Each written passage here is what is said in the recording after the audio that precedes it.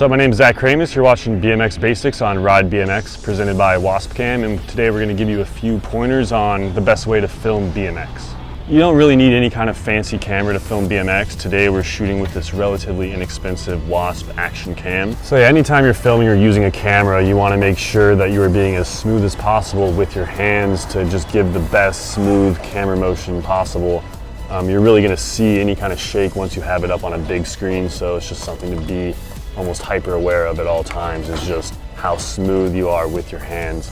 Another thing that can help when trying to hold the camera steady is buying or making your own handle to hold the camera in. So if you throw it into a handle, it's kind of more to hold on to, as well as a heavier setup to help with your shot feeling a bit smoother. You can even make your own, like this one fashioned out of a handlebar. All right, so first off, the two most important things to consider when you're filming a BMX clip is the angle. You want to pick the best possible angle to show the trick from. And this means knowing what tricks look like. Sometimes you need to communicate with a rider to know exactly which way they might be spinning or what side of the bike they might be grinding on, because you really need to pre-visualize what they'll be doing to know the best way to present it and to shoot it from the best possible angle to make the trick look as badass as possible. Once you figured out the best angle to show the trick from, you want to rehearse your shot a little bit. You want to figure out how you're going to compose your shot from start to finish. So anytime you're filming a BMX trick, you want to tell the full story of what's going on, of what the bike rider is doing, and also what they're riding and how they're riding it. So angle is very important, as mentioned earlier. There are a few different ways to film with a camera. You can film with a fisheye or wide angle lens, which allows you to get closer into the action. So the main rules of composition with a fisheye or wide angle would be to have the spot framed up, have the rider start from one side of the frame, left or right, and then move the camera just enough so that the rider then passes through to the other side of the frame, and you want to keep the obstacle in frame to give perspective to what the rider did. So you don't want to hose off the lawn and just keep moving the camera all the way through the trick. You want to have a predetermined starting point, and then you shift in an ending point as well. You'll get used to it. Your instinct is probably going to be to follow the rider as they ride away, but as you practice, you'll figure out exactly what your camera motion needs to be. Another important thing as far as angle and camera motion goes is oftentimes you want to usually have a lower angle, whether this involves sitting on the ground or crouching down.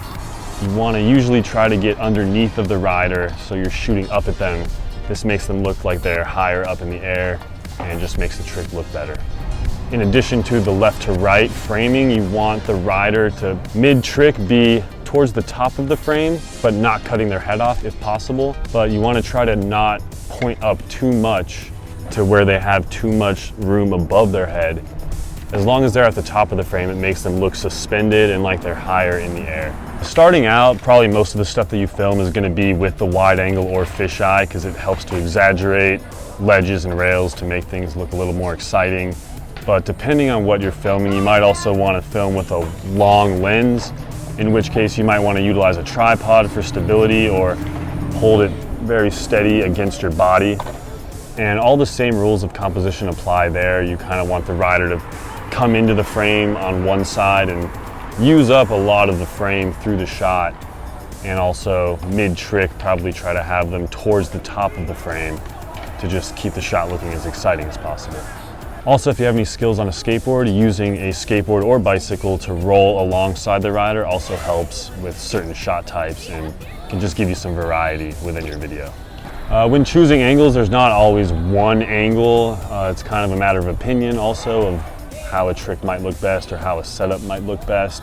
And you can always film things from multiple angles as well. And then in the editing stage, you could even cut those things together. When picking angles as well, it kind of helps to be familiar with as many tricks as possible. Even if you can't do the trick yourself or haven't filmed it before, you might not know the best angle to film the trick from. So it helps, even watching BMX videos, to just know how certain tricks are filmed, the best side to film a tabletop on, best side to film a 360 bar on, etc. Thanks for tuning in to RideBMX.com and watching BMX Basics presented by WASP Cam. This was how to film BMX. Again, it's all personal preference, and get out there and just experiment and see what looks good to you and have fun with it.